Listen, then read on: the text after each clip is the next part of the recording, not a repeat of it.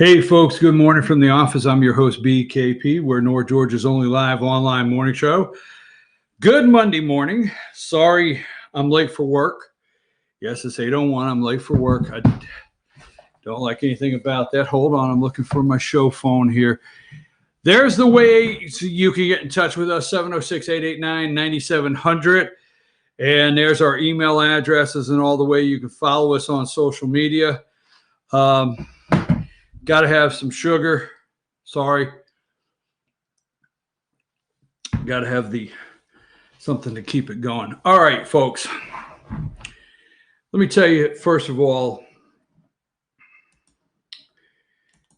I'm learning things on a daily basis. Things are changing rapidly. President gave a press conference yesterday and moved our date to April 30th. We're going to talk about that. A lot of misinformation out there. So what we have done, first of all, from FYNTV.com, FYN reports, each and every one here, thank you very much. Everybody is on the job at FYN this morning, trying to bring accurate information in every county we serve. That being said, I have used the show last week, and I will continue to do it this week to help bring information. What does that mean? Our guest this morning, a lot of disinformation, and I'm going to explain something in just a minute. Well, first of all, how many times can you say first of all in the morning? But I guess third or whatever. Thank you very much. You have so many great messages. I don't like to use social media for personal reasons. And here's what I mean with that. You're thinking, wait a minute, I thought that's what it. I don't like to post a lot of personal stuff that's happening. But recently with my father, and he did test positive for COVID-19. Now, he has an enormous amount of underlying health conditions, but he did test positive for COVID-19. The only way I have been able to really get updates out because he has cousins from California to North Carolina to Michigan and Texas, and they all are asking about their cousin, their uncle, their friend. It's social media. And I've been writing some posts, getting some things updated for people. And I just want to say thank you to each and every one of you. You're amazing. You've sent so many nice messages, and thank you very much for your continued prayers for our family.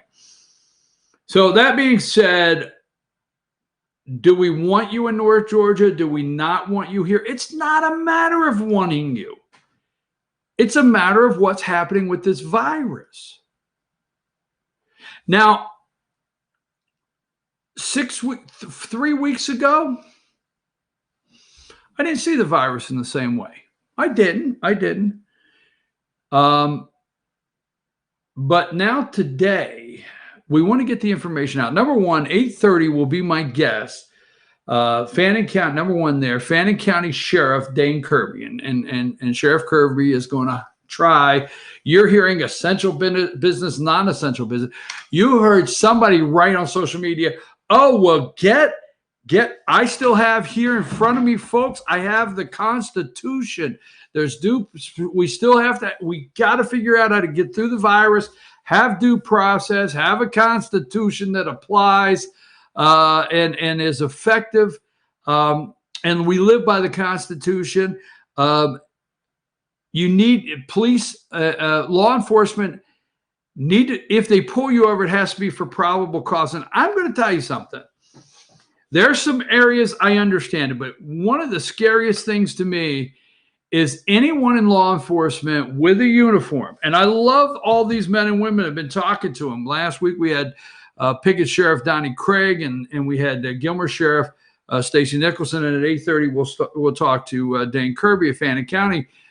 But the scary thing to me is hearing somebody say, get your company to take their letterhead and sign it and write your name that you're an essential employee, so if you get pulled over. Now, I know people don't intend to say certain things or mean certain things or understand maybe the implication of what they just said. But folks, I'm going to tell you something. If I got a tail light out, it's probable cause. It's happened before. If my tag is expired, if I'm speeding, if I'm crossing over the center lane and they're concerned, they have probable cause.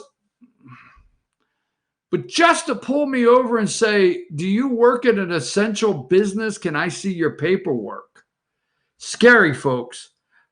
I'm with you on so many levels, but that's scary. So he is going to be on at 8:30, maybe to help clear up some of the misinformation. Then, number two, we're learning now that schools will be out till April 30th. Okay, right? Dr. Shanna Downs, superintendent of the Gilmer County Charter School System, will be with us at 9:30. Okay. What does all this mean? We're going to give Dr. Downs an opportunity to clear up. Not that anybody's intentionally, but social media is blowing up with all kinds of maybe misinformation or misunderstood. So we're going to give Dr. Downs an opportunity to come on and clear up what she hears as the top questions that she's getting and some of the misinformation out there. And that's what we're going to do today. And that's going to be very interesting. And also we're learning at the same time we have Dr. Downs on, we're going to have number 3 here, Lottie Mitchell. She is heading up the distance learning program in Gilmer County, which the distance learning program is basically the same across the state. So she's going to fill us in on how that is working, the distance learning program. So we got a lot to do today. Now, let me say this, okay? Let me start here. First of all, the media is garbage. It's just garbage, folks. I did get up again at 4 o'clock this morning. I didn't go to bed till after midnight. I'll explain later. But I did get up at 4 o'clock this morning, and I did my usual CNN and my 5 o'clock usual MSNBC First Look, and then my 6 o'clock, why the hell did I torture myself this morning, Joe and Minka. They're terrible. They're disgusting. They just are. They're terrible. I mean, I could see all these networks coming on and giving an enormous amount of hope to the American people and still report. Some of them will say, and I've been around them, all right? I've studied this journalism for the last 10 years, and I've been around these people. And I say, why can't you share the positive side of it? Oh, no, as journalists, we're supposed to become emotionally unattached. No, you're mentally unattached, not emotionally. Yesterday, the President of the United States gave an amazing, and we will do this between 9 and 10, he gave an amazing press conference. And I think out there by now, if you're new to the show, I'm going to let you know I do support the President of the United States. And those that are regular viewers and listeners, you know, for quite some time, I've supported the President of the United States from the escalator trip down at Trump Tower. That being said, I'm not going over on the emotional side of supporting the president. It was a great press conference yesterday. It was very good, okay? But the negative is the media is ripping the press conference apart this morning, okay? Very ugly about the press conference. Did you just really overshoot your mark there, Mr. President, with Easter? Did you just, was that a mistake, Mr. President, was saying Easter? No, I had hope. You know, I had hope it could happen. Yes, but you made a mistake, did you not? They're disgusting people. Chuck Todd. I don't know if I should say this, but do you think the president, Joe Biden, do you think the president has blood on his hand? I mean, that might be a little aggressive, but do you? Nancy Pelosi, Trump is killing people. Now, wait a minute. Let's get back. Fannin County, North Georgia. There was an enormous amount of pictures of parks. There was an enormous amount of pictures of grocery stores, people posting on social media. How can social distancing work if people are hanging out at Walmart and Lowe's, one thing after another? There's pictures all over the internet, roadblocks in and out of states, okay? So, but let me say this, okay? Let's look at this morning, number 75, okay? We're not going to get into some other things, but here is why we are concerned. It's not we don't want you here. Let's get that clear. They don't want us. No, that's not it. I have had several weeks with Dr. William Whaley. I've had several weeks with Dr. Raymond Tidman. I've had several weeks and emails from Dr. Stephen Marlowe. Now, I know all the doctors that you have listened to on CNN and all the ones in their little echo chambers on Skype. I get it, okay? A lot of good information. But I have been around probably the best medical information in this country. I'm just going to brag about it here at FYN with those 3 doctors. So I've watched that, okay? I've studied what the doctors are telling me. I'm paying attention. Now it is hit home, okay? Home. Let me go with this and I'll explain. It's not we don't want you here. There's 732,153 cases in America. Now, I have called and have talked to a lot of people in the last couple of weeks. I've said in the last couple of weeks that, you know what?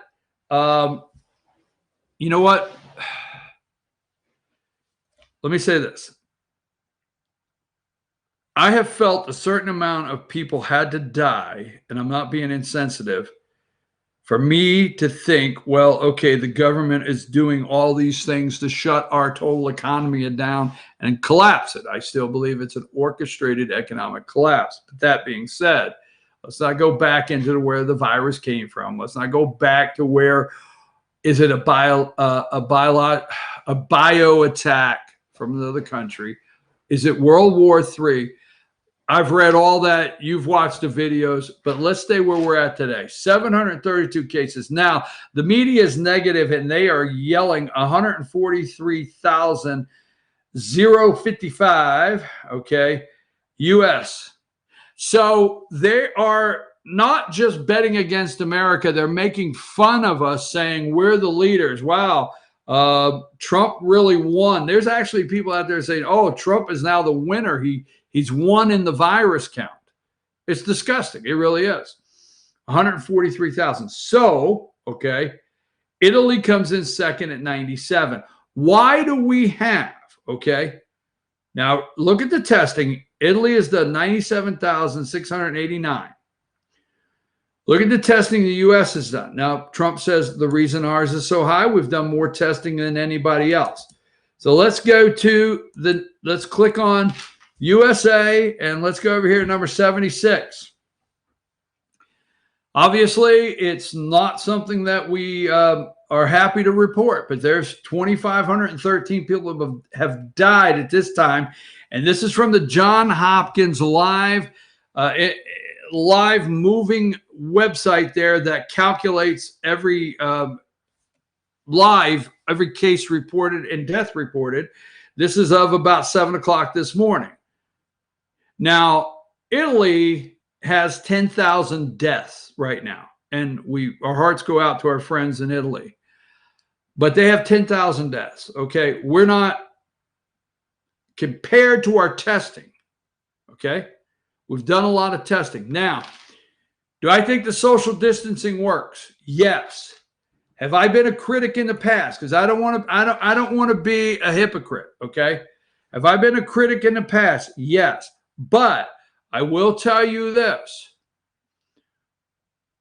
I'm going into week 3 of social distancing. I took it serious 2 weeks ago when they said for us to do it. We sent an email out to our company and told each and every one to voluntarily, I can't force them. If the governor hasn't forced them, I can't, to voluntarily, shelter in place. All right. So I have shelter in place for 2 weeks. All right. Because I think it works. Now let's get to Georgia. All right. Number 77. Number 77 right there. Number of cases right there. Hospitalized, deaths. Now, this is as of late yesterday, the last update. But this is this morning, 83. I hope the numbers are not off, but 83 as of this morning, deaths in Georgia. 100. Now, let me get to this. I'm making clips, okay? So let's go to number 1, number 78. Now, what we don't like and what I am very upset over is the unknown. Now, the asterisk there based on patient county of resident when known. Now, Mr. Governor, I know you got your hands full, Governor Brian Kemp in Georgia, but accurate information is what we need for our local law enforcement, for our local elected officials, for our local police chief of police in the city. We need accurate information. Who are the 226? Now, we know you can't give us names, but where are they? Okay? Where are they? We would like to know. It is poor reporting not being able to. Second, I cannot report this as fact, and you'll understand what I'm saying because this is happening. People are testing in areas and it's being reported in the area where they test and not where they reside. Mr. Governor Brian Kemp, I'm not angry, but your reporting is not accurate. Now, I'm going to look you in the eye, and I'm not here to scare you. We will not sensationalize this tragedy of this pandemic in this country. We will not try to bring you in fear. But on good sources, I understand Gilmer County has residents with COVID-19, but they tested somewhere else, so it's not reported in Gilmer, and Gilmer still shows 0. Now, I can't confirm that. I know that's how that may sound, but that's the case. Now, look at all the ones. This is growing. Wilkes, White County now has 1, okay? Now, let me just explain to you. It's not we don't want you here, okay? This damn virus is real, folks. Now, number 79. Okay, number 79. Look, Lumpkin's up to 4. Well, that's only 4. Wait, Lumpkin's up to 4. Okay. Fannin has 3 cases reported today. Okay. There you go. 4 for Lumpkin, 3. Keep going. I'm going to go somewhere with this. Okay. Give me number 80. Pickens County is up to 5. Okay. Pickens is up to 5. Dawson is up to 4, along with Lumpkin, as you can see there. Okay. I'm going somewhere with this. Now let's look at number 81. 81. Fulton County has 12 deaths, 425 cases. DeKalb County has 273 cases and 3 deaths. Okay, we get down to Cobb, 228, Gwinnett, 145, Bartow, 119, Cherokee County, a death and 60 cases on the Pickens County line. Folks, it's not that we don't want you here. Now, I have changed my feelings about gatherings in a way. I got to be careful because I tell you, this is the most conflicting thing to try to report as a constitutional conservative that wants to keep our civil liberties, and those damn attorneys are going to make a fortune when this is over. But I'm not going to go into too much detail, but let me just say this, okay? I'm going to say this for a reason. This thing's moving, and it moves fast. I don't understand it, but you could be a carrier. You may never get it, but you could be a carrier. You could infect somebody up to 12 days later. I mean, there's all this information going on, and it's real. It's on the surfaces. It's moving. You bring it with you. You touch your steering wheel. I know you touch the handle on your car. You're not thinking about it. We're trying to figure out how not to touch our face. It stays and moves and transfers all over. I am now changing some thought of mine, and I'm going to be candid after research of why these major hotspots, we have to be concerned with our rural areas of it moving. And this country cannot take it move in the way it has. Now, the reason I'm leaving that up on the screen is my dad has a lot of underlying conditions. The reason I did not get here till 8:01 this morning, I was on the hospital call with the hospital this morning. Okay? I don't want to go into details. But without a miracle from God, my dad's not coming out of a hospital. And I don't want to go into details. My sister tested positive. My other sister tested positive. My brother-in-law's sick, and we feel it's the same thing. I know of a church, and I won't go into detail about that maybe later in the week and actually have somebody else on. I know of a church in Phillipsburg, New Jersey, where somebody had traveled, 150 members, small church. Somebody had traveled abroad, came home, went to church one Sunday. That church turned into a hot spot in that area. And there is a reach now of several that are very sick and several dying from one person carrying it into church in a worship service.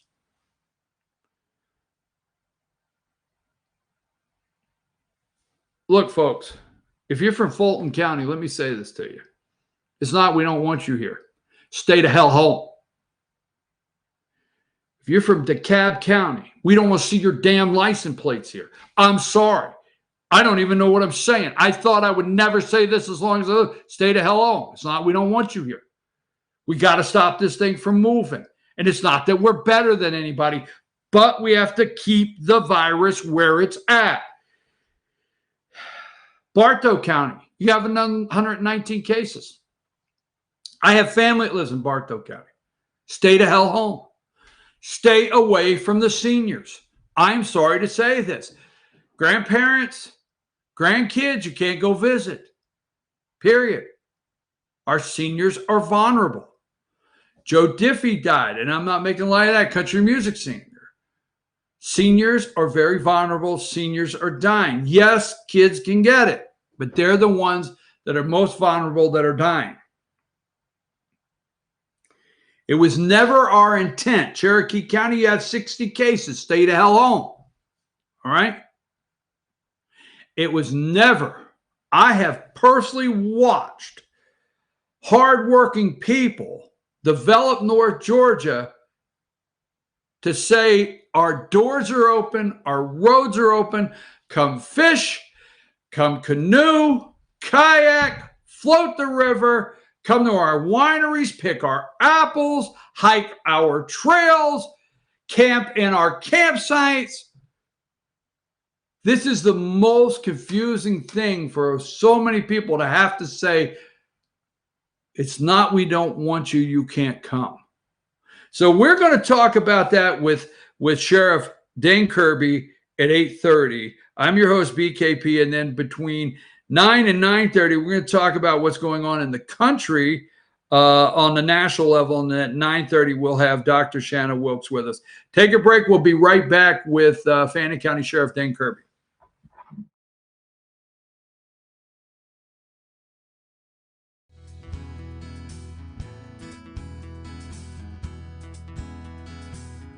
Hello, my name is Chad Watkins. I'm the manager at Larry's Body Shop. We are a family-owned and operated business and have been serving the North Georgia area since 1978. We are located at 1216 Progress Road in LOJ, Georgia. Our shop specializes in collision repair and we work with all major insurance companies. Larry's Body Shop is ICAR Gold, the highest role of training recognized by the collision repair industry. It is estimated that only 10% of collision shops meet these standards. Our shop consists of state-of-the-art equipment such as laser measurement system, down drive spray booth, spot and MIG welding equipment, All of our paints are mixed on site so that we can guarantee your paint to match every time. I know that having an accident can be a stressful event. We take pride in making sure our customers are satisfied with the repair of their vehicles. Our waiting area is clean and comfortable with free Wi-Fi and refreshing beverages. So if you're in an accident, stop by and see us at Larry's Body Shop.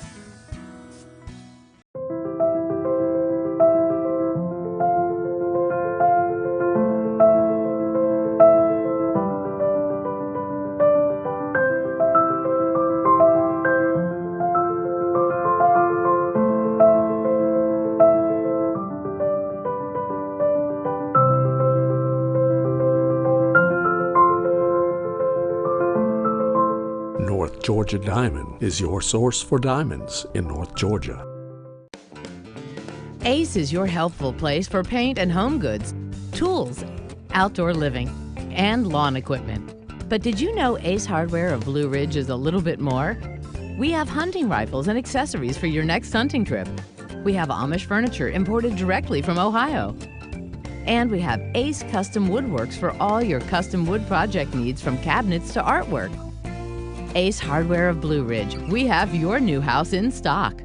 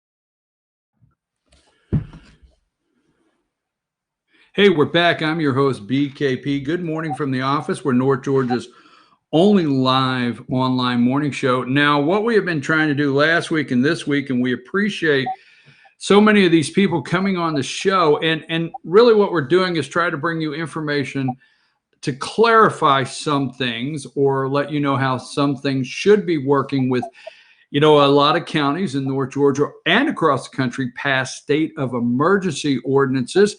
I have that right here in Fannin County, declaration and ordinance of local state of emergency related to COVID-19. There's a little bit of miscommunication. I wouldn't call it so much as disinformation. I don't think people are trying to mislead others, but a little miscommunication. What can you do? What you cannot do, and how this is enforced. Joining me now, Fannin County Sheriff Dane Kirby. Sheriff Kirby, how are you this morning? Hey, good morning. I'm well, Brian. Thank you. I'm not going to call it, like I said, I'm not going to call it disinformation because I really don't think anybody's intending to go on social media and put out disinformation. But in the last week since the commissioners have passed this ordinance, what would you say some of the things that you would like to clarify that people just maybe have a misunderstanding with the ordinance and how it works? Well, Brian, I'll tell you what, there's a whole lot that I could say, trust me. But the biggest thing that I'd like for people to hear today is we just need to all take this very seriously. We don't know how bad this is going to get. We don't know what the numbers are going to look like in the end and where this thing's going to peak at and when things are going to start getting better. And we just don't need to take any chances. Now, everybody understands that people have to perform their essential duties every day. They have to perform the things that are essential for them to be able to get by. And nobody is trying to restrict that. One of the biggest problems, Brian, that we've had have been people coming up here from out of town, mostly for recreation reasons. Some of them come up here because they own a home here. There's nothing harder than telling somebody that owns a home that they can't be at their home that they own. But we've actually been having to do some of that. Our ordinance is kind of tricky the way it's worded because you have to, essentially what you have to do is you have to know what their regulations are, where they came from.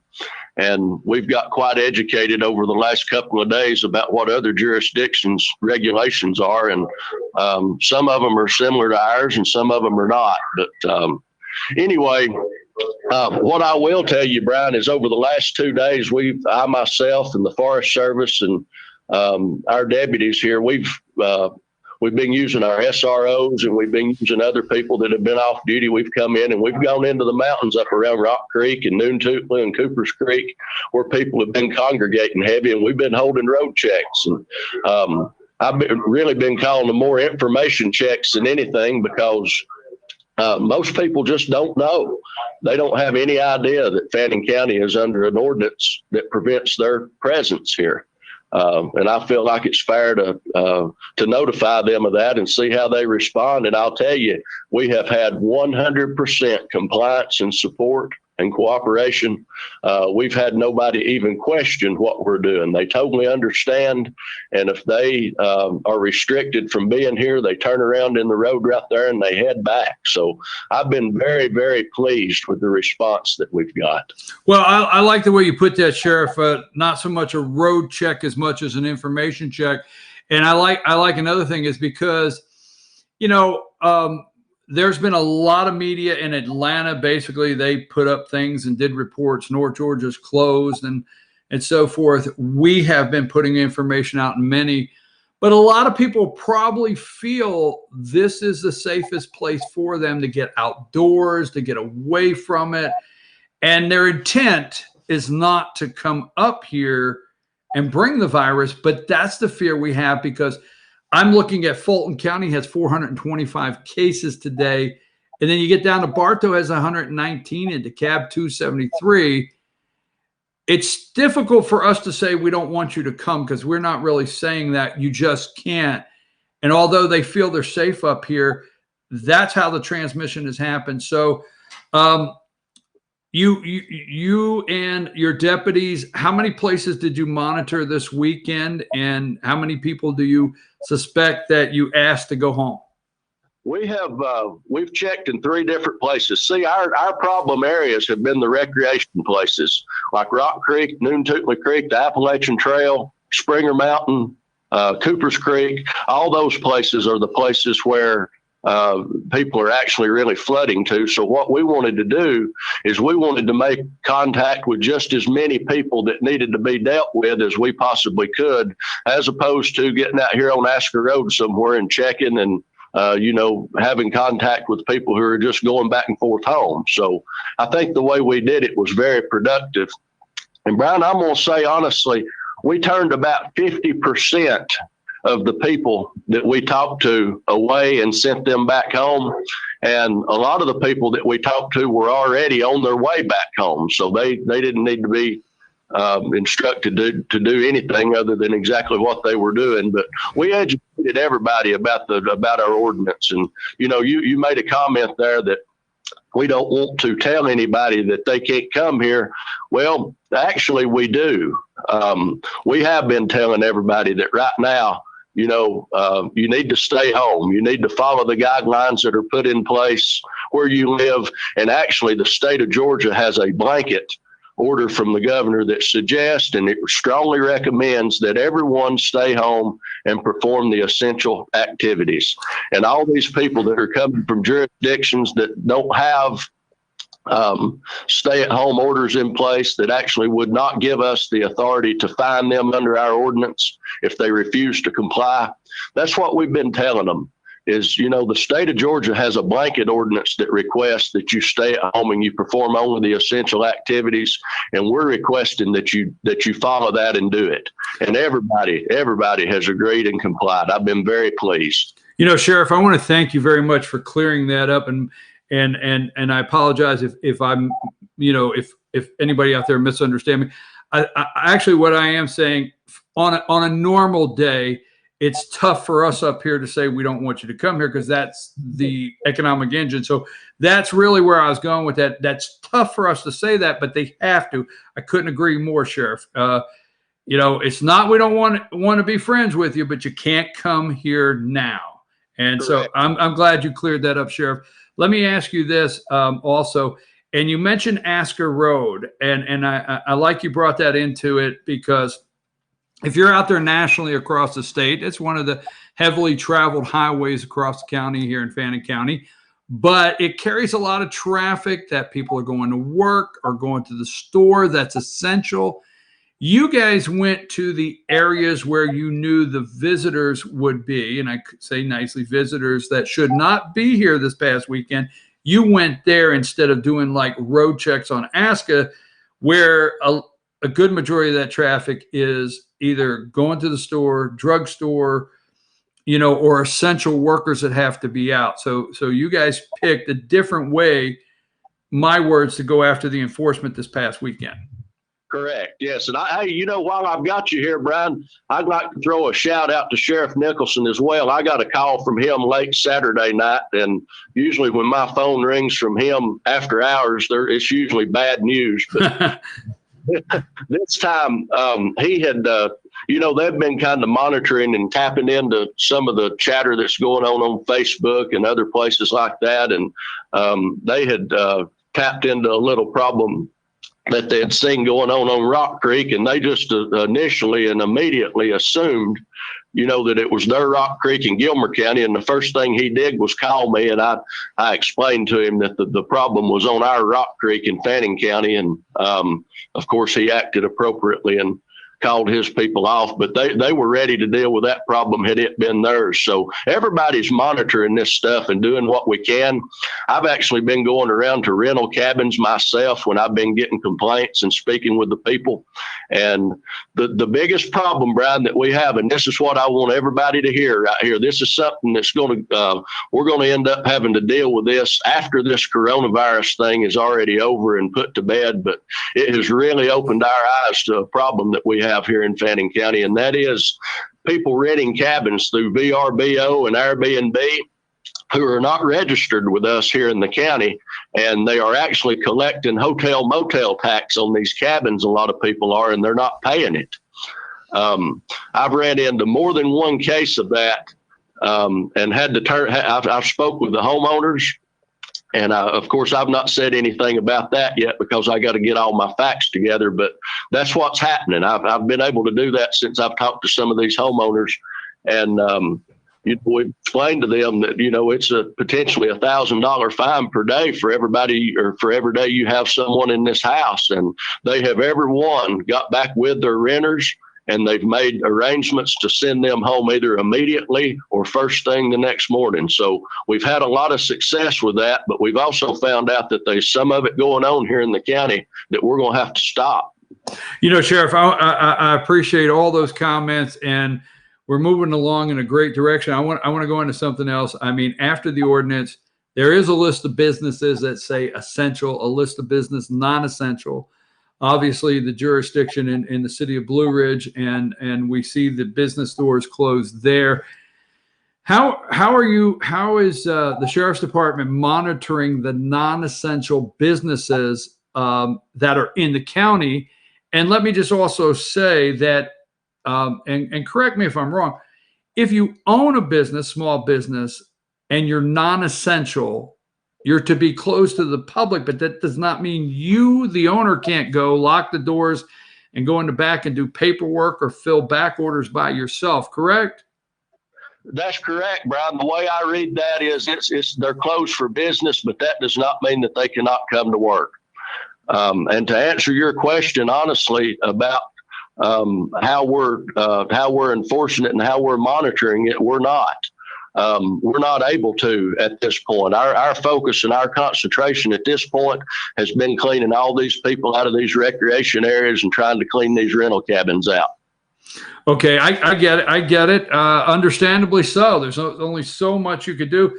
Let's get to your everybody there at the sheriff's office. You got a great staff of men and women. I know so many of them. How are they doing? How are you rotating shifts? How are you social distancing within the office and still maintaining the day-to-day operation?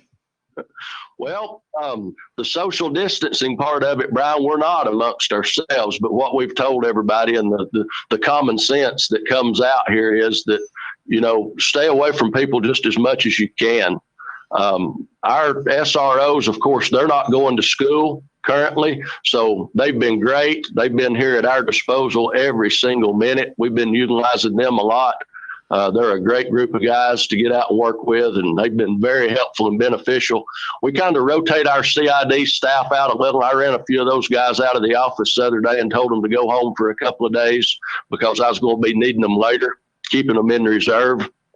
I've been myself out here beating the pavement and going around doing what I can. And, a lot of people call me directly. They'll call me on my cell phone and give me a tip or give me a complaint. And I like that. I don't have a problem with anybody doing that. I think everybody has my cell phone number. If they don't, they should.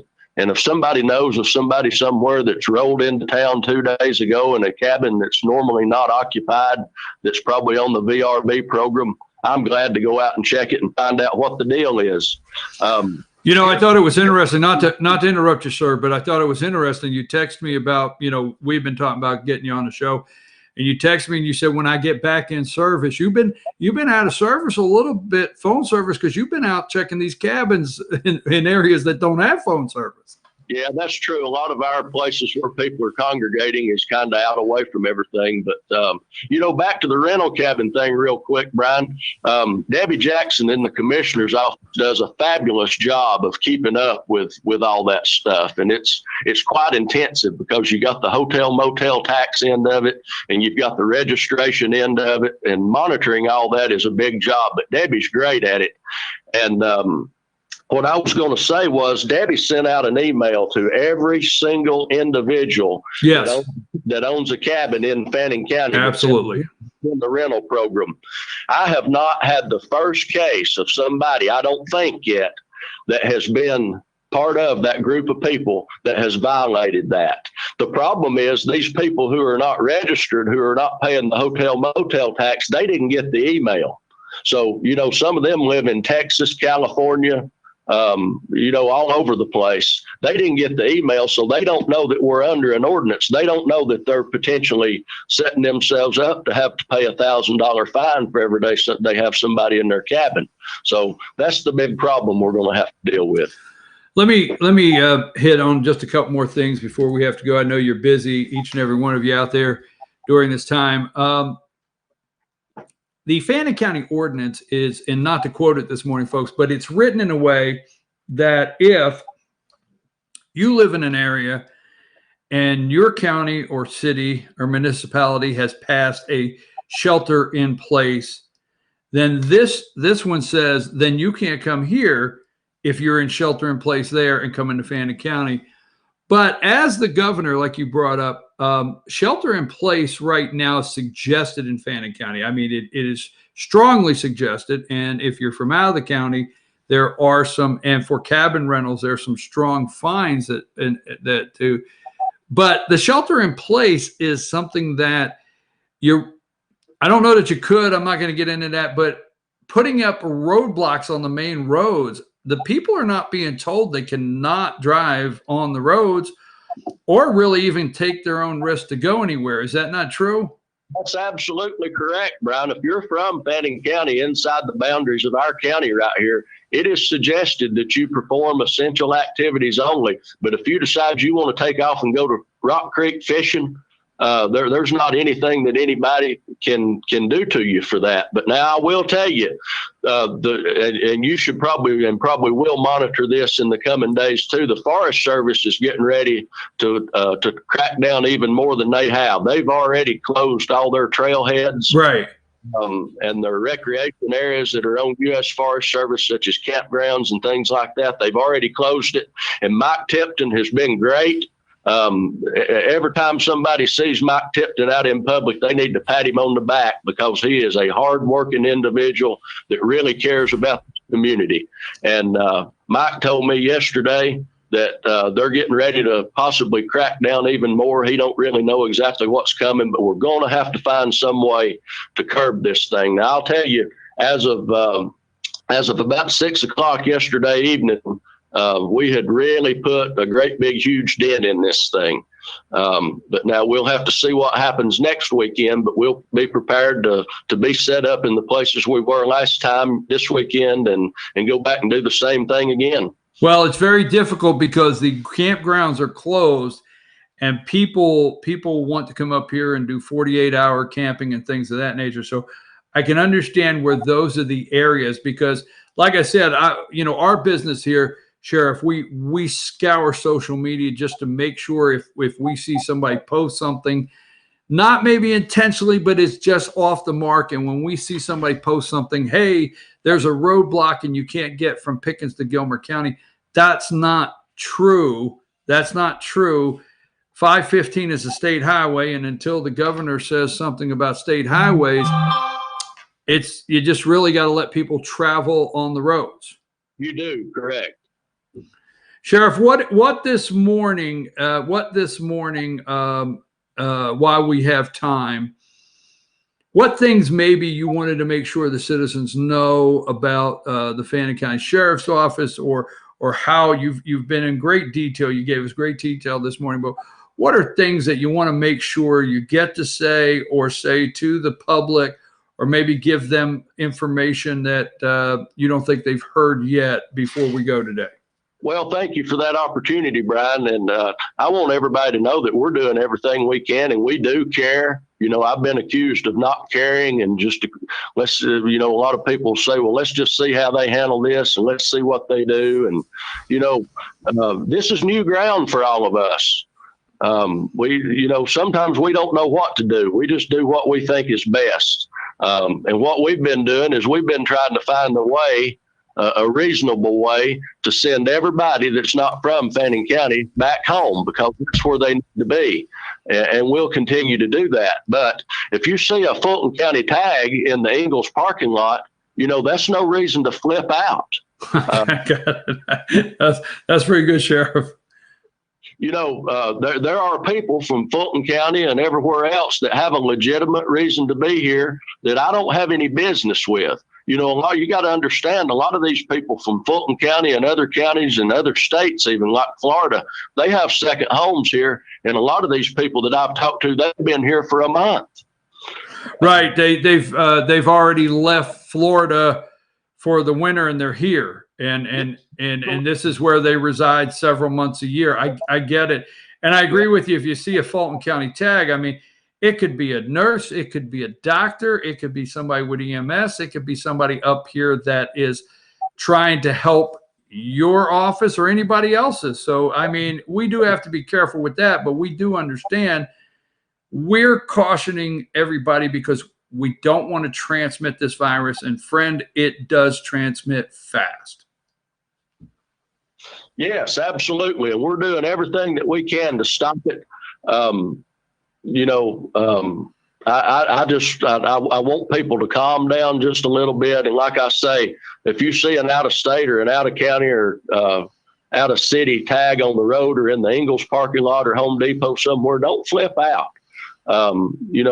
Like I say, I've talked to a lot of people who have been here for quite some time. And if you were established here prior to this ordinance coming into effect, it's up to you when you leave, not up to me. And if you want to stay 2 weeks, then, you can, as long as you're staying in your own home. You can't rent a house, but I will say this, anybody who rented a house prior to our ordinance going into effect on March 25th, they have the right to carry out their entire reservation, and however long they reserve that house for and it's paid up for, they're entitled to be there. But they're not able to renew it once it expires. They cannot extend. Right.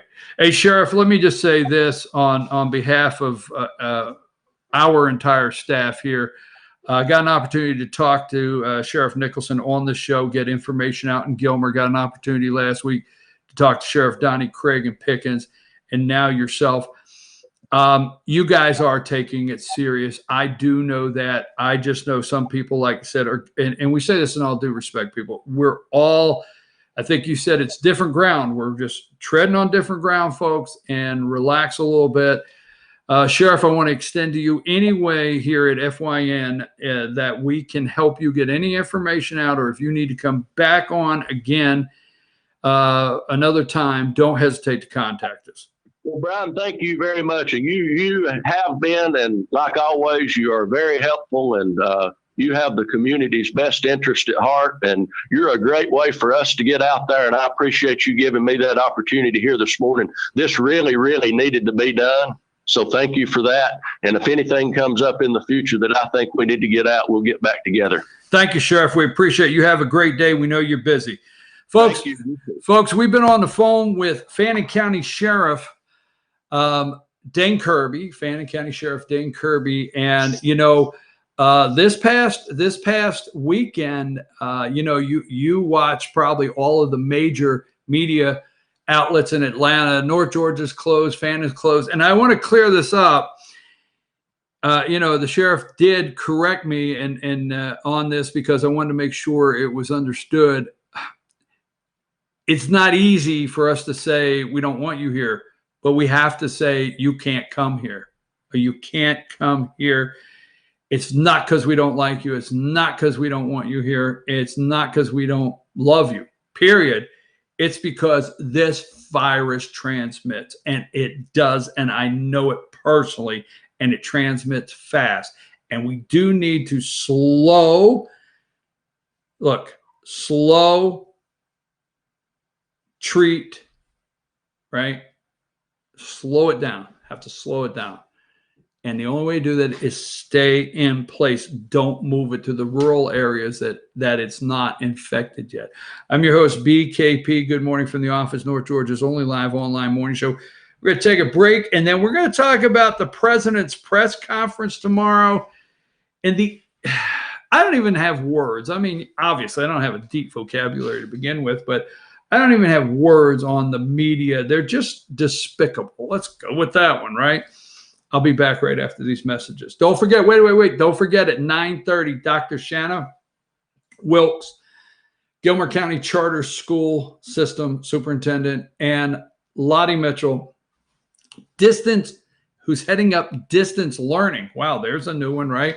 They will be our guests at 9:30 this morning to wrap up the show. Take a break.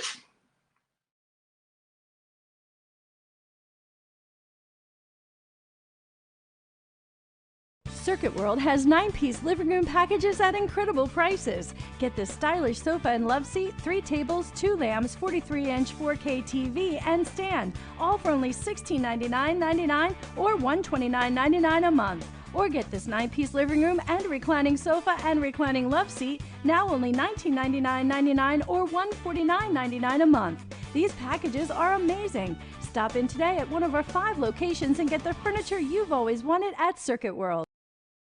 I'm Jeff Riblett, President of Asset Protection Group. As a certified financial planner and with 20 years experience, I've helped thousands of families and business owners create a tremendous amount of wealth. Fortunately, most of that wealth has been protected. Don't allow an unforeseen life event, such as a nursing home stay or the next market meltdown, destroy your family's wealth. Be smart. Call me. Let's determine how best to protect your assets and preserve your wealth.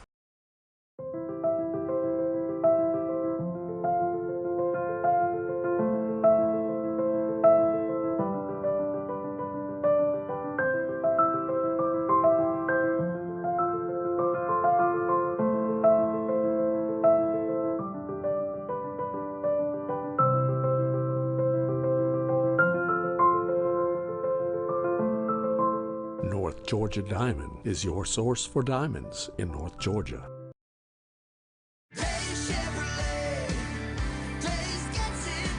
It's been 4 generations of family ownership, tens of thousands of customers, and more Chevys than we'd ever be able to count. And more than 60 years later, when we say Days gets it done, we still mean it. With the North Georgia Mountains lowest Chevy prices, a huge selection, and outstanding customer care. See Days Chevrolet in Jasper, and let's get it done. Days Chevrolet. Days gets it done. Find new roads. In 1981, Reed Nicholson began selling tires out of an old barn in Mineral Bluff. Little did he know that he had just laid the groundwork for the most trusted names in automotive services in the Blue Ridge area. In 1997, Nicholson Tire Center became what it is today, holding the same values of faith, family, and great customer service. 2 locations to serve you, and the Blue Ridge location is currently expanding to offer fast service and the largest U-Haul provider in Georgia. Nicholson Tire Center, Blue Ridge, and Mineral Bluff.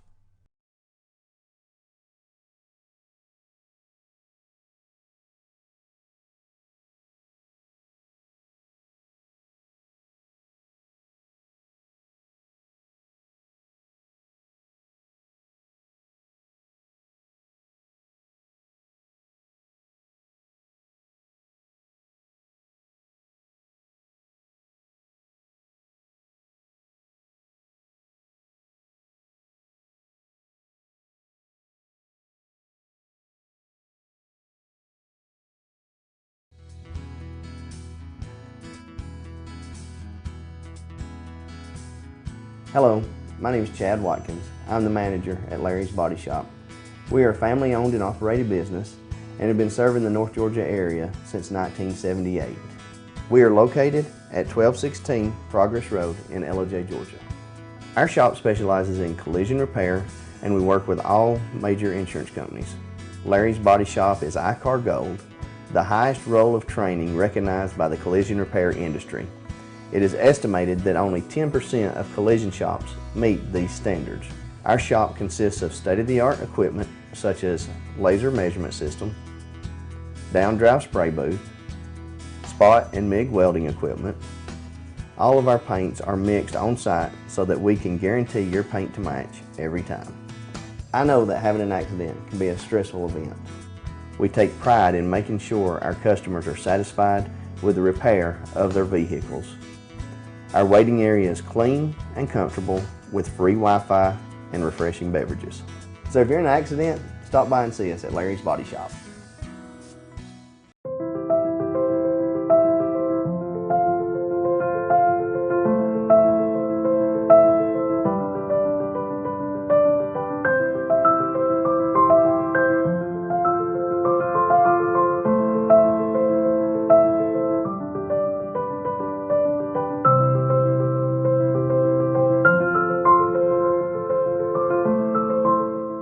North Georgia Diamond is your source for diamonds in North Georgia. Ace is your helpful place for paint and home goods, tools, outdoor living, and lawn equipment. But did you know Ace Hardware of Blue Ridge is a little bit more? We have hunting rifles and accessories for your next hunting trip. We have Amish furniture imported directly from Ohio. And we have Ace Custom Woodworks for all your custom wood project needs, from cabinets to artwork.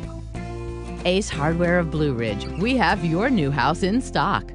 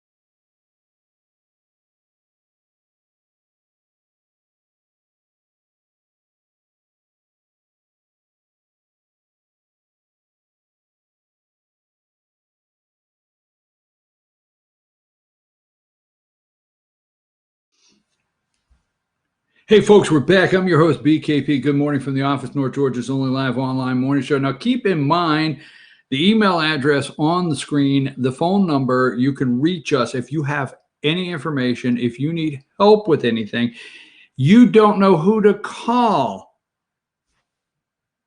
me. Social media, way you can follow us. We're here to help FYN any way we can in the community. Now, I have tried to make sure the show in the last couple of weeks has had a direction, daily direction.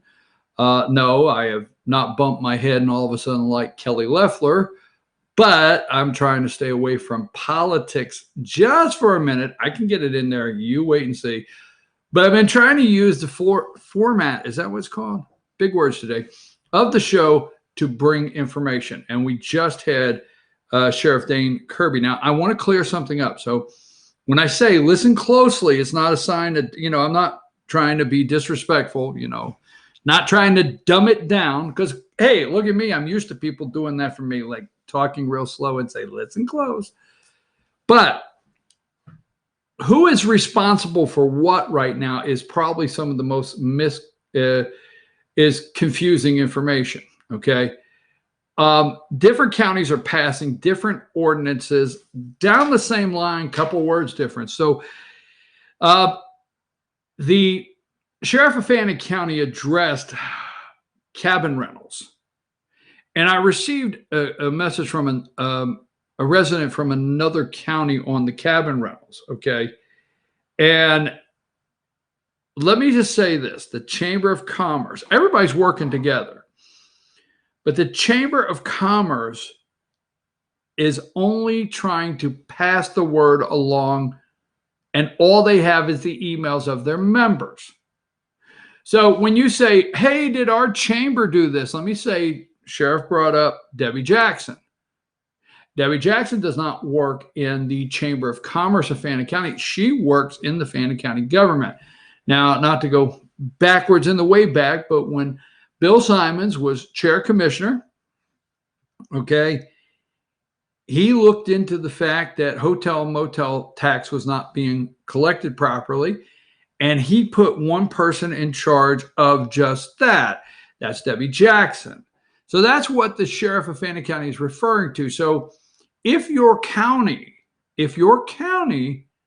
has put in place a state of emergency and your county has a large amount of lodging, hotel, motel, cabin rentals, okay, and they have been asked, the Chamber of Commerce has been asked to send that out, they obviously can only make mention to it to their members that they have on the books. So I didn't want to get that confused.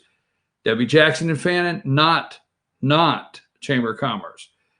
Now I will say the Chamber of Commerce that I have been involved, that I am involved with, or our company is involved, they've been very aggressive trying to help get the word out. Okay. But if you're asking who's getting the word out, that goes right to the top. If you feel in any county out there that you don't know who's getting the word out and who's responsible for getting the word out, call your commissioner's office. Ask whoever answers the phone to let you get a message to your chair commissioner, sole commissioner, and ask him directly who is letting the cabin rentals. And if they say, and I don't want to create a conversation, but if people tell you, well, the Chamber of Commerce, folks, that's not true. If the Chamber of Commerce in your county has been asked to help get the word out, the only thing they can do is their list of directory that are members. So you may be wondering, how come they may not be members? All right. So don't want to get everything convoluted of what's going on, but please go straight to your chairman or your sole commissioner in your county and ask them who's getting the word out. Now that being I can't even put the official word out. I could talk about what I know. So that's what we have to be careful with. I don't have, God knows they don't want me to have authority, right? I don't have the authority. I can't do that. I can't do that. I can't say that. I can't do that. Just saying. All right, let's move along. All right. So, I don't like these people. We're going to fly through the pictures. Flying through the pictures, folks. Go change subjects, fly through the pictures. The media. Oh, let me ask you a question. Now, burn this picture into your brain nicely. Number 82. Number 82. Put it up there. 82. I feel like it's bingo or something. B82. There you go. Now look at that picture really close. Who does he remind you of? Little slots for eyes, a lot of forehead.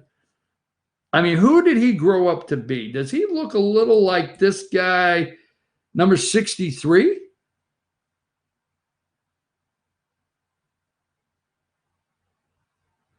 Does he look like number 63? Does he? Just a little, right? All right. Pictures. Number 4. I can't get stuck on these. right here. But these are emotional. I do want to bring it up. Nothing nice to say about CNN, but parents can't see. Number 4, parents can't see baby in NICU because of restrictions. Folks, it's true. My dad is in a hospital today, maybe hours, and no family members can go in. I was on the phone at 10 o'clock last night with a doctor. Very nice doctor, okay? And my sister and I had a conference call with this doctor at 9:30 last night. And we begged. We don't want our dad alone. Can we bring our brother down? He's negative. My sister has got something from the health department. She's negative. Can we bring my brother down? Totally suit him up. Now listen to this. And my dad's in a room with a window to the nurse's station, so the nurse's station can see in. Okay, critical care, see in. Can we suit my brother up totally and put him not in the room, but on the side of the glass where he could see his father. And I know it pained the doctor. I asked that I said, can we do that? I'm sorry to say, no, we're not going to be able to allow it. That's what Americans are going through. So I just wanted to roll that up there. This is happening. Number 5, CNN. I just want you to show dire prediction. No light at the end of the tunnel. Dire prediction. Dire. We are doing everything together. My company, your company, you know we are trying to do everything together. I send out an email every week to our people. They will tell you, encouraging. I end it with, we're going to make it through this. We're going to be stronger at the other end, not the damn media. Is there ever a time when you just be an American? Extended normal, new normal. Look at the subways empty. Number 6. Trump, number 7, CNN, 4:01 a.m. in the morning. I'm up there for you, seeing where this crooked media, what they're doing. Number 7, just put it up, extended new normal. Number 8, coronavirus pandemic, at least 59,500 cases, 960 plus deaths in New York. Now, I didn't understand this morning. I'm watching here and I'm making coffee and getting my orange soda out, and I'm getting the day going, and it's 4:02 a.m., number 9. As you can see, it's only 4:02 a.m. in the morning. Working on 3 hours sleep, if that. New York governor pays homage to first responders lost to virus. Andrew Cuomo, that's Fredo's brother from CNN, if you don't know. New York governor. Why is, as my dad would say, why is Roosevelt on there? That's Roosevelt. That's what my dad would say. Courage is not the absence of fear, but rather the assessment that something else is more important than fear. Why is he on there? I mean, why is this guy being heralded? Is that the right word? God knows you'll tell me if it's wrong. As some awesome leader. That guy, you don't like it, he butchers the baby. I know you didn't like it, but this is the same guy screaming he wants to save lives. Now, the media is just really rolling with this. Number 10. There you go. Trump's press conference yesterday. Number 11, New York takes extra measures to fight virus. This guy, I want to say to the people of New York City, it is very sad. All right. I'm keeping the volume on my text message for a reason, folks, because I may get family that'll text me in a minute. Okay. So New York takes extra measures to fight the virus. Folks, leadership is what you need at this time. And this is not leadership. Okay. Not leadership. This guy has hurt. He has hurt the citizens of his county. Okay. Of his city. Number 12, NYPD, about 12% of workforce now out sick. Okay. Number 13, Trump claims hospitals are hoarding supplies. Now, CNN can't let some of this SH asterisk go. They just can't. Trump just talks. And they are just, it's terrible what they're doing.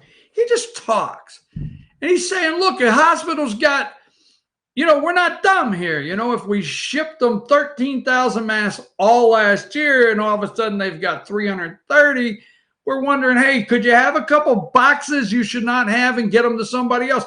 He just talks. But no, hoarding supplies. Trying to create the divide. This is not a media. We are trying to bring information every day. And I have told all of our people, I refuse to let FYN be sensationalizing and creating fear and panic at this time. Our people are doing awesome. So this is not directed at anybody. If I find anybody that's actually trying to create fear, we're just trying to help stop the virus. It will not be tolerated. Anyhow, New York hospitals struggle for the overflow shortage. Number 14. See the masks there? That's the emergency line. Emergency entrance, that's the line. Social distancing. Now, I do not have all the names, but I was amazed yesterday, and I want to give a shout out to each and every. I'm sorry about the noise. I will put it on vibrate, but I got to keep up with my family if something's out there. I want to give a shout out to each and every company out there. CEO. I don't want to talk about right now the rich getting richer. I get it, okay? But the ones that are out there yesterday in the Rose Garden, Trump, number 15, keeping his social distancing and saying, you know, we're bringing, I don't know all the CEO's number, all right?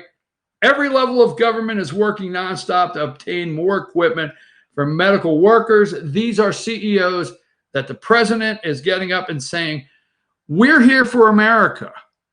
I mean, I'm going to tell you what, you know, have I been fooled before? Yeah, I've been fooled once or twice. Okay, shame on me. But the bottom line is these CEOs, if they did not get up and 30 seconds, each one of them, say to me, I love this country in their words. We're here to do what we have to for our country at this time. It was amazing. Media's not reporting that this morning. No, you won't find that. Look at the number 15. Is that 15? Look at the social distancing there. Number 16, Trump. On Friday, the FDA authorized new test that delivers results as quick as 5 minutes. Number 17, another CEO thanking the president. And I tell you what, Dr. What's her name? Starts with a B in Fauci. Anyhow, all of these people are really getting up there, and they're not just doing it. It's not false. They're thanking the president for his leadership. Don't forget, leadership. That's what's killing the media. They don't want his ratings. Trump's ratings are going through the roof, folks. And they try to pin Trump down. I'll get this in a minute. Maybe 18. President Trump, FEMA is working with companies to expedite the movement of critical supplies.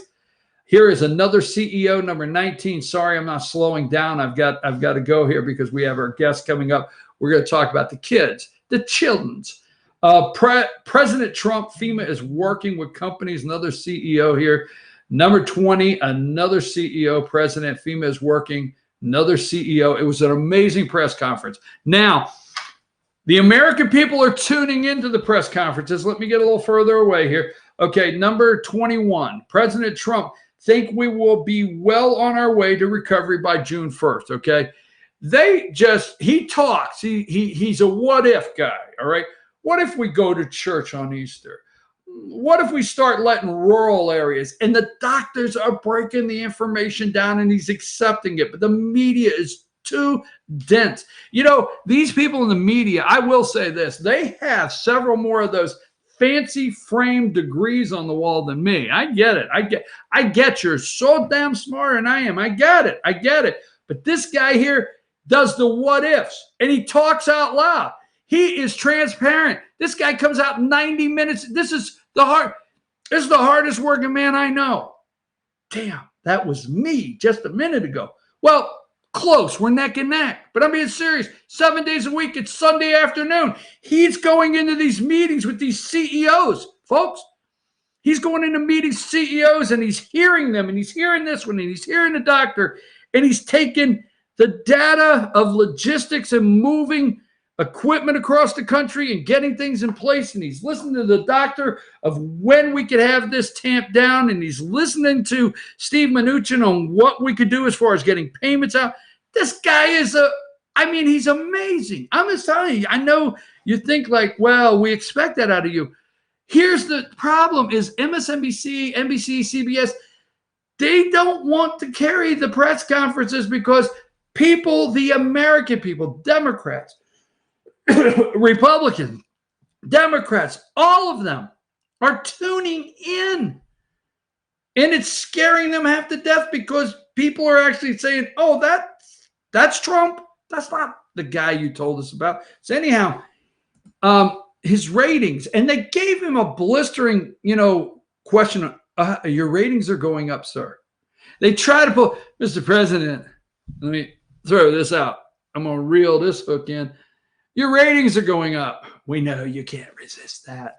The president did an awesome job. He says it's not about ratings. It's not about ratings. If they're going up, they're going up. You got to watch these things. If or tune in to me, and I promise the truth. Don't listen to the media. Number 23, President Trump job retention loans with forgiveness are being offered to small business. I've listened to Steve Mnuchin.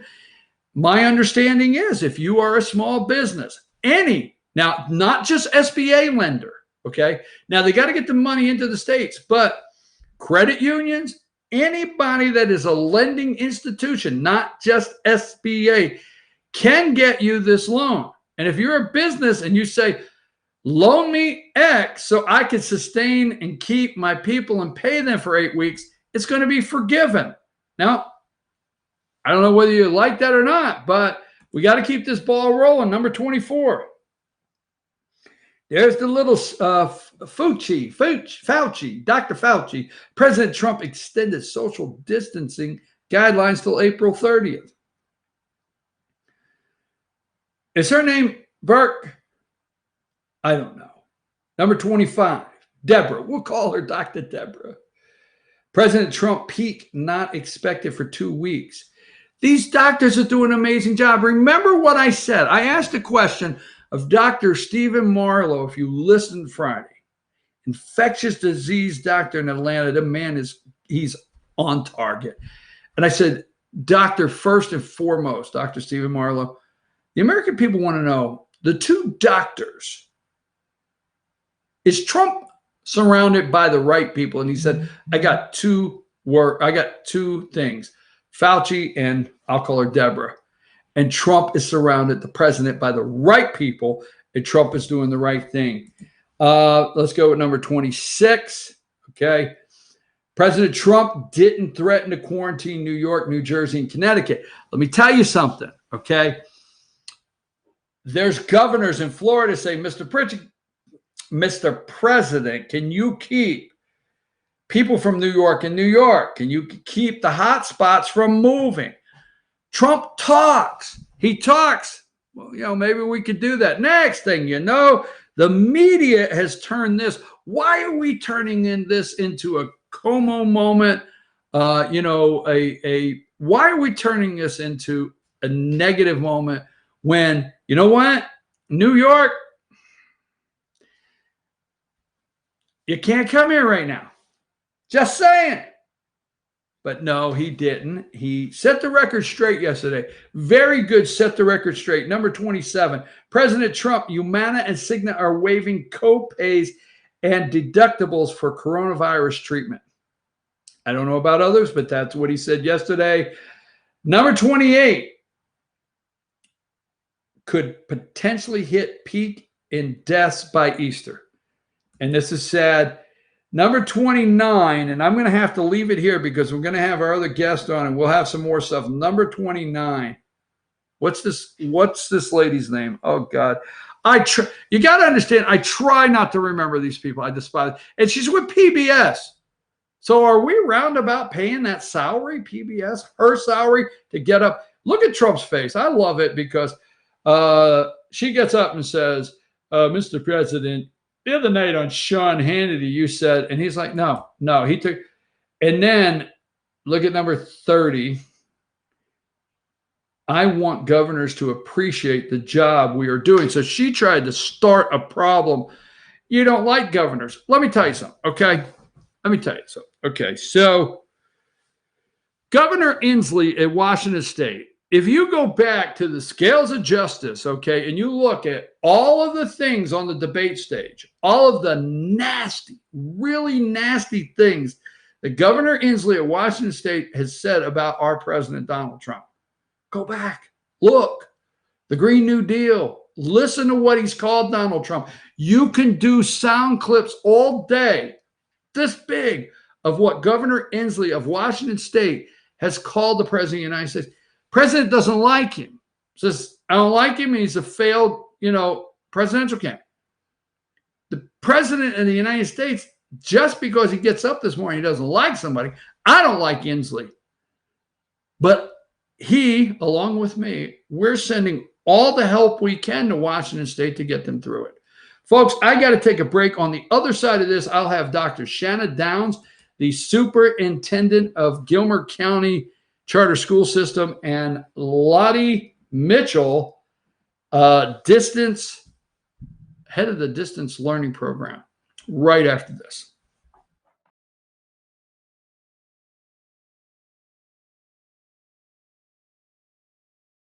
Circuit World has 9-piece living room packages at incredible prices. Get this stylish sofa and love seat, 3 tables, 2 lamps, 43-inch 4K TV, and stand, all for only $1699.99 or $129.99 a month. Or get this 9-piece living room and reclining sofa and reclining love seat, now only $1999.99 or $149.99 a month. These packages are amazing. Stop in today at one of our 5 locations and get the furniture you've always wanted at Circuit World. I'm Jeff Riblett, President of Asset Protection Group. As a certified financial planner and with 20 years experience, I've helped thousands of families and business owners create a tremendous amount of wealth. Fortunately, most of that wealth has been protected. Don't allow an unforeseen life event, such as a nursing home stay or the next market meltdown, destroy your family's wealth. Be smart. Call me. Let's determine how best to protect your assets and preserve your wealth.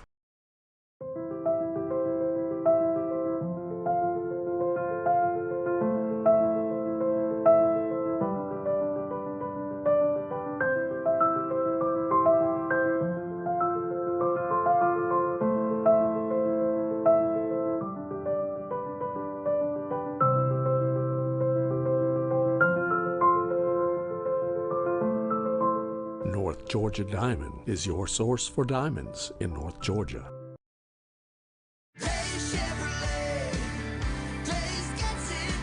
It's been 4 generations of family ownership, tens of thousands of customers, and more Chevys than we'd ever be able to count. And more than 60 years later, when we say Days gets it done, we still mean it. With the North Georgia Mountains' lowest Chevy prices, a huge selection, and outstanding customer care. See Days Chevrolet in Jasper, and let's get it done. Days Chevrolet.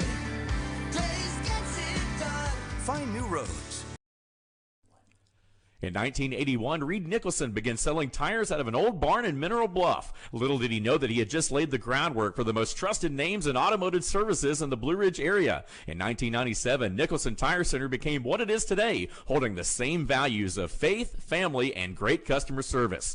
2 locations to serve you, and the Blue Ridge location is currently expanding to offer fast service and the largest U-Haul provider in Georgia. Nicholson Tire Center, Blue Ridge, and Mineral Bluff.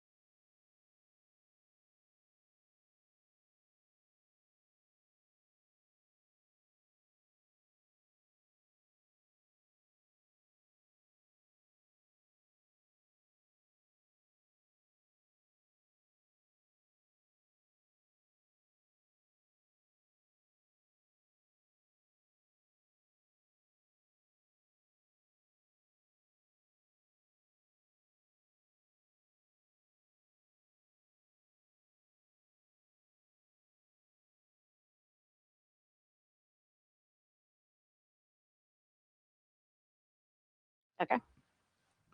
All right, folks, we're back. I'm your host, BKP. Good morning from the office. Sorry about the little bit of delay. We're trying something new here. First at FYNTV.com, we have two guests on the phone. So before we get started, let me let you know that we are trying to use the show and everything at FYN to bring information. And that's what we've been trying to do for the last several weeks. A lot going on with social media. So this is not anti-social media, but we hear a lot of things. So I thought, reading social media, I'd like to bring two people on to maybe just give them a chance to say, here are the number one questions we are getting, and here are the answers that we're seeing to some of those questions around social media. We just want to clear up. So we don't want to be negative, say anything. Our guest right now is Gilmer County Superintendent of Charter School System, Dr. Shanna Downs is with us, and also heading up the distance learning program, Lottie Mitchell is with us. So both of you, thank you very much. And let's start, Dr. Downs. Just give a brief summary about that day when you started hearing the governor say, you have the option to close the schools. You made your first announcement that schools were closing. Obviously, this is different for all of us. You had to go into a plan of distance learning. My question, when that came down, do school systems out there, and especially yours, do they have something ready to go like this in these situations? We have plans that we can adapt. However, this being unprecedented, we have never had to close for this long of a time before. We've been working in Gilmer to make sure that our students had Chromebooks to take home. And we were in the process of deploying those to middle and high school. The middle school, all of our students already had one-to-one Chromebooks that they could take home to do distance learning. The high school, we were actually going to delay until this coming fall. When this call came in, we immediately stepped into action and deployed about 1,200 Chromebooks in one day for students to be able to take home. The students are very accustomed to using those in the classroom, but not where they took them home every single day and kept them at home, and it was their assigned Chromebook, just like they owned the device themselves. And so that was a major undertaking in one day, but because we had recently done it at the middle school, people banded together and worked as a team and got those Chromebooks out so that our 6th through 12th grade students, everyone has a Chromebook at home to be able to participate in distance learning. Okay, before I bring Ms. Mitchell in on the distance learning, I want to stay with this just a minute. Okay. Then a couple weeks go by, and now you put out a notice. All the school, for the most part, did. I know you can only focus on Gilmer, but you put out a notice to everybody. Hey, we're going to come back to school on this. We're going to end it on this day. We're going to stay with the school schedule, go through the spring break, so we're keeping with the schedule, and we're going to return on this day, and then that got turned upside down. I think now the target date is April 30th, correct? Yes. And when we heard the first 2 weeks, we immediately started planning for a more extended closure. We realized at the time that first initial announcement was made that we would likely be closed a lot longer than that. With the first set of assignments that went out, they were for the first 2 weeks of being closed, and we went ahead and extended it a couple of days right at the beginning just to back it up to spring break, so that we knew that we had a couple of full weeks closed, and then after spring break, that was really our first announcement that we would be closed till the end of spring break. Well, and so sorry, go ahead. 2 weeks. the first 2 weeks of assignments went home with those students on Friday. If you remember, the initial call was made on a Thursday, and we went ahead and brought students back on Friday so that we could give work and paper form to our pre-K through 5th grade students, and we could get those Chromebooks out to the high school students. And initially plans were made for 2 weeks of instruction at that point. And as soon as that was deployed, we went into the mode of planning for longer closures. Well, I don't want to say this. I'll speak for myself. As this happened, I don't think anyone, no matter what you're in, was really prepared for this or able to do a lot of pre-planning. But I know you guys pre-plan so many things to a point. So what you're telling me is when this happened, you took some pre-planning of some other things, modified them, put this in place, got the Chromebooks out. But in that time, you immediately started planning for extended time with a more in-depth plan. Is that correct? Yes, sir. Yes, that is correct. The only way I know to say it is, let's say social media, and I'm not saying people intend to do it, but let me give you the opportunity to answer what are the top questions you get right now. What are the top questions you're getting as a superintendent? And what are some of the things out there that you want to address that, like, this is not exactly, this is a little misinformation. I like to clear it up. So your top questions you're getting and some things you would like to clear up this morning. Well, one thing is just clearing up that the first set of work was for 2 weeks. Today is the day that we are sending out the next set of classwork for students. If they've got the Chromebooks, if they're in 6th through 12th grade, they're getting new assignments in their Google Classrooms this morning. And then paper packets are going to be at the feeding sites today and at each of the elementary schools by grade level for the students in pre-K through 5th to pick up. And then Clear Creek Middle School is also sending out supplementary paper packets to go with their Chromebooks, and they have those at the school, and they'll be at the feeding sites as well.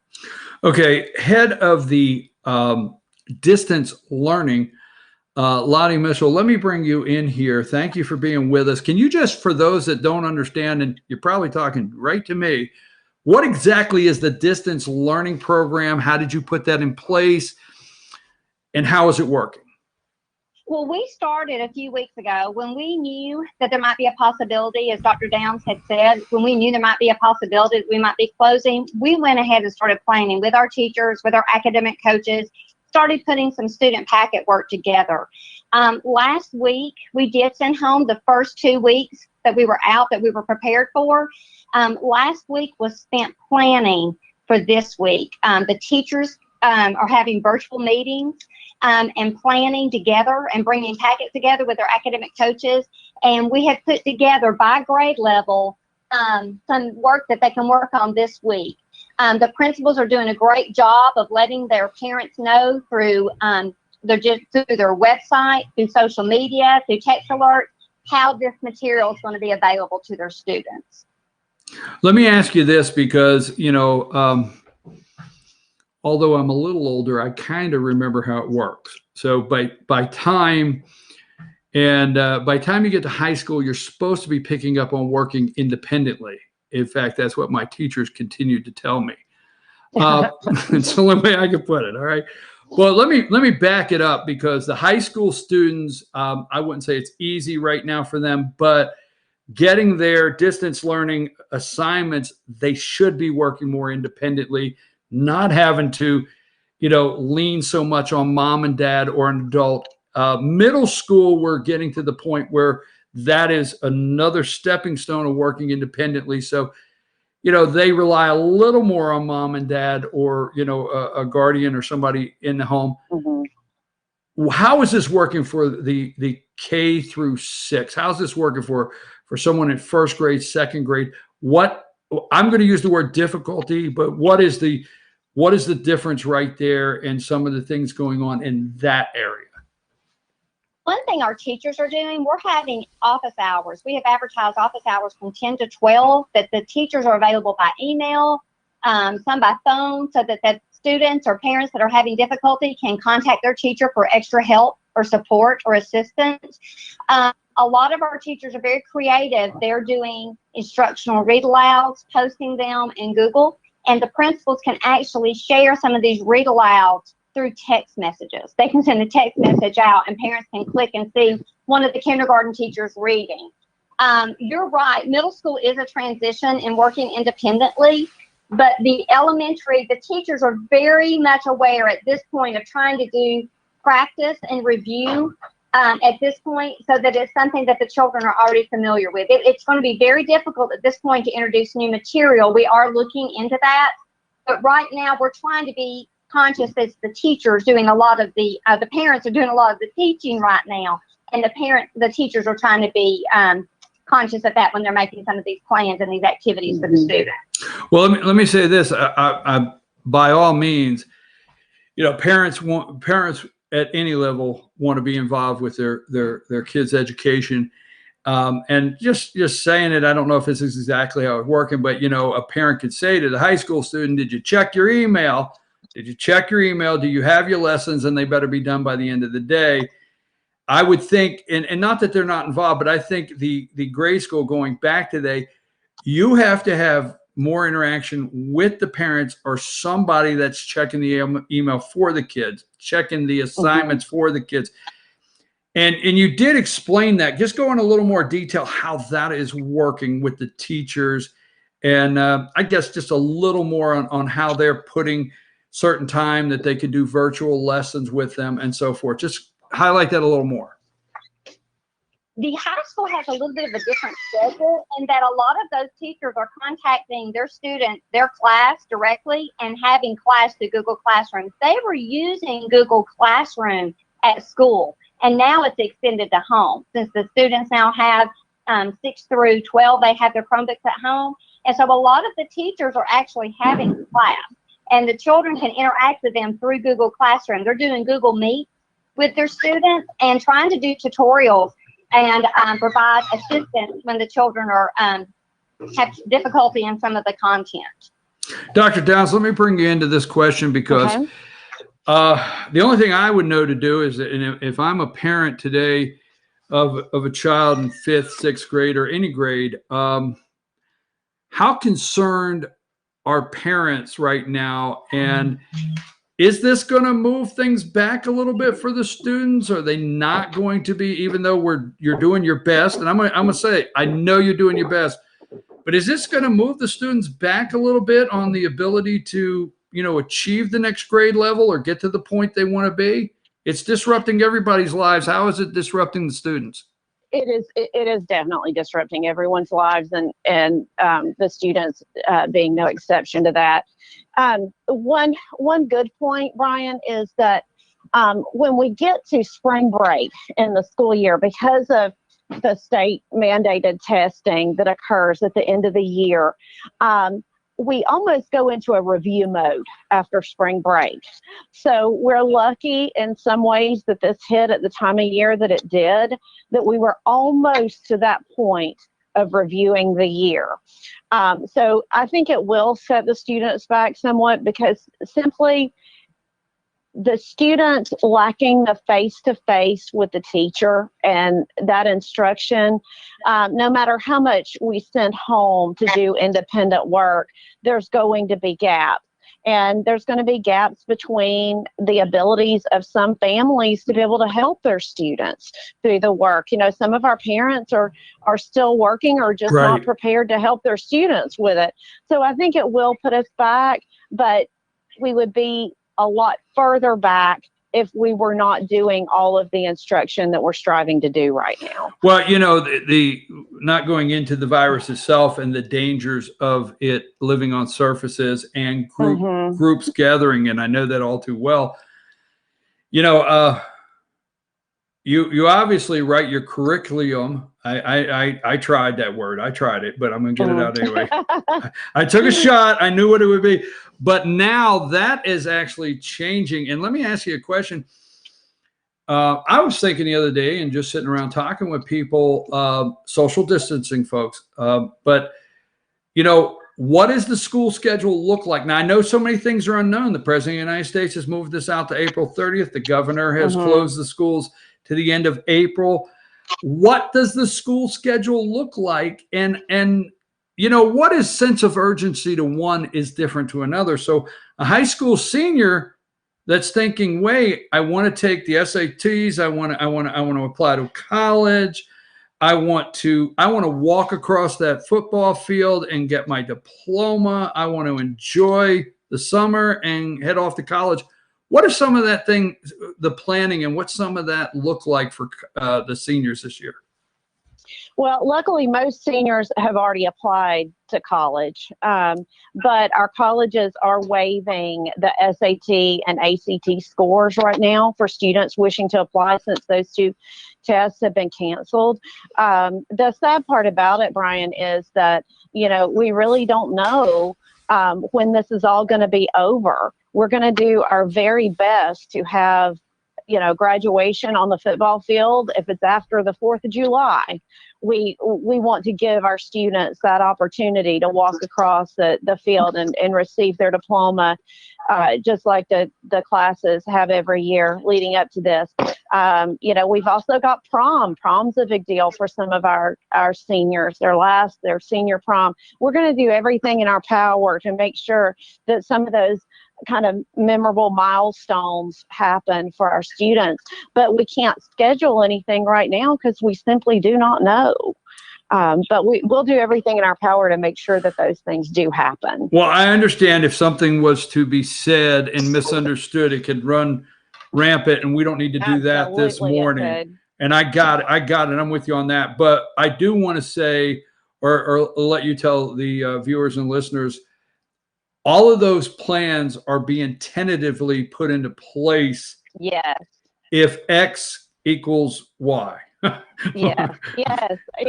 Okay. Yeah. So you are putting things in place, but obviously I agree with you. It could run rampant if we started saying this is going to happen and that's going to happen. But you are, or worse, Brian, this is canceled and that's canceled. Right. So no, I got it. So we will do our best to be able to make sure that all of those things happen. We just have to wait and see when we'll be allowed to schedule them. But you are, yes, and I appreciate you saying that. Like I said, one person's sense of urgency is different to another. So absolutely letting everyone know that there's still an attempt to make sure we get a prom and get a graduation and all the grandparents get to come is still out there in the future, but we don't know what it holds. Let me go back to you, Ms. Mitchell. And she's heading up the distance learning program. Let me ask you, when you guys got together and you started saying you're going to head up the distance learning program, did you say, okay? And I don't mean that negative word. You're doing a great job at it, but when you first found that out and started putting things together, how did that go? Well, it is a challenge because we wanted to make sure that every child has an opportunity to sustain activities. And so for our elementary, I am so proud of them. The academic coaches are working together with their teachers so that when we come up with a kindergarten packet, it's kindergarten for the whole county. And when we come up with a first grade packet, and every teacher in their PLCs contributes, they have a schedule on different subjects that they're coming up with activities for. So it has been a challenge, but working with such a great team, and it's been such a team effort, I cannot brag enough on our teachers and our coaches and our administrators who have just dug in and said, what can we do for our kids? So it's been challenging, but it's a lot of good comes out of it because we see how hard people are working trying to provide our children with learning opportunities at home. How can I want to close with both of you, and I'll start with you first, Ms. Mitchell. How can you what do you want to say to parents out there this morning? The parents that you know, it's a little difficult for them to get their kids to do the distance learning because mom and dad's still trying to go to work. Mom and dad are going to work, and right now we're told not to send grandkids to grandparents. I mean, we don't have enough time to talk about how far this reaches and what the struggles are in front of all of us. But what would you go ahead, ma'am? I would tell them to be looking for updates from their principals, checking websites to keep informed, but also that we understand that some of them are working and that they're trying to teach also. We do not expect an 8-hour day or even a 6-hour day. We're asking pre-K through 5 to have 30 to 60 minutes per day, no more than 90 minutes. Their school day may be in the afternoon after mom gets home.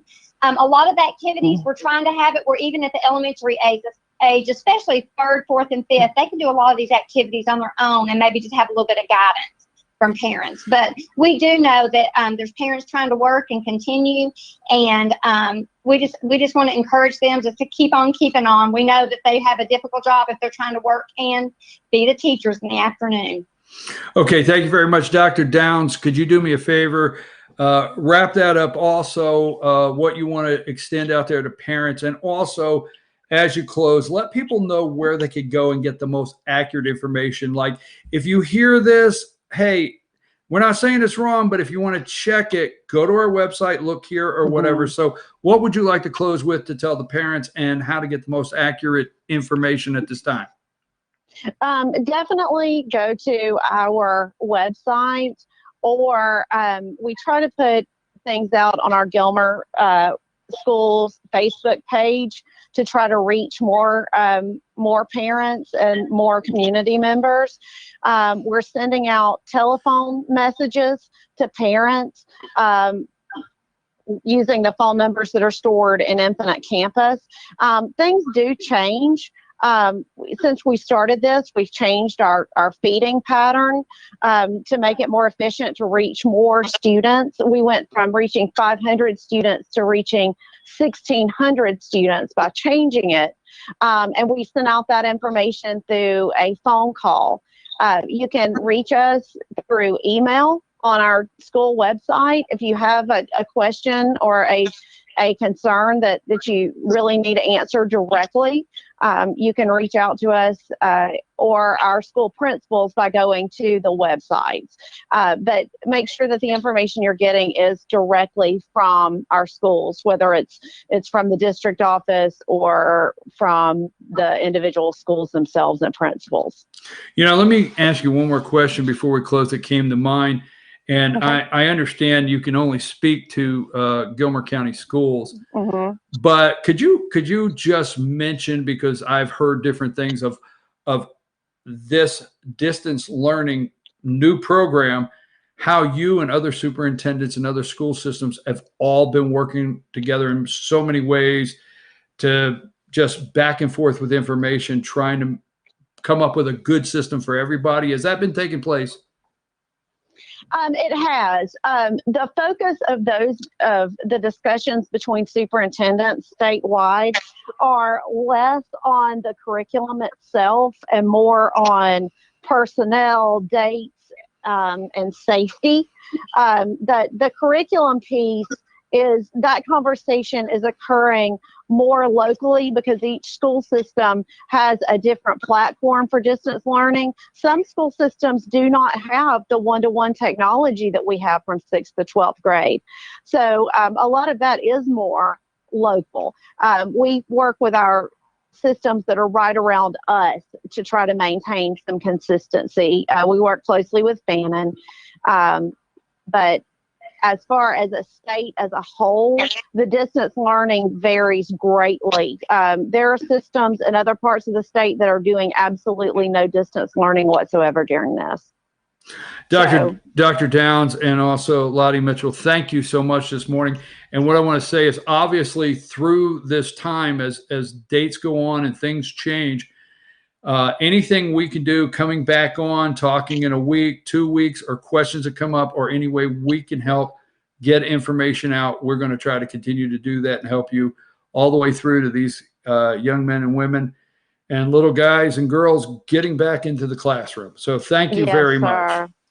Thank you for giving us this opportunity. We appreciate it. No, thank you, because this is the first time I've had 2 guests, and now we know we can do it, and we're going to make it happen again. You guys have a great day. I know you got a lot ahead of you. Appreciate you very much. Okay, folks, this morning, thank you, Brian. You're welcome. This morning, and we're going to be putting this out. We're going to be putting it out on social media, And we will also have this on our Sunday edition, but we'll be putting it out on our YouTube channel. Do me a favor there. Let's close with our information there. Folks, these are all the ways you're going to be able to follow us right there. Good morning from the office. That's our phone number. Any way we can help. If you have questions for anybody we've interviewed in the last 5 or 6 days, email those to me. I can have them ready for the next round. There's a lot of things we still have to talk to these people about that we've just scratched the surface, but we're staying focused immediately on the virus and how to combat the virus and the things we're doing to take the precautions to stop the virus. So, tamp it down, contain it, stop it, treat it. Remember that? Remember that? Contain it, stay in place, stop it, treat it. That's what we're trying to help. So those are the social media ways. You can find this on our FYN TV, Fetcher News, YouTube, and follow us on social media. That's our email and phone number, and we will have this out. I'm your host, BKP. Good morning from the office. Thank you so much for joining us. And thank you again for all the kind words and the prayers and the comments that you've sent concerning my dad. And I will keep you up on that with Facebook on where we're at. So, hey, I come up here and I come in the studio this morning and I said, am I going to get through 2 hours? Boom. And then I said, it's 8:01. I sure hope my dad doesn't find out I'm late for work. I'll see you tomorrow morning.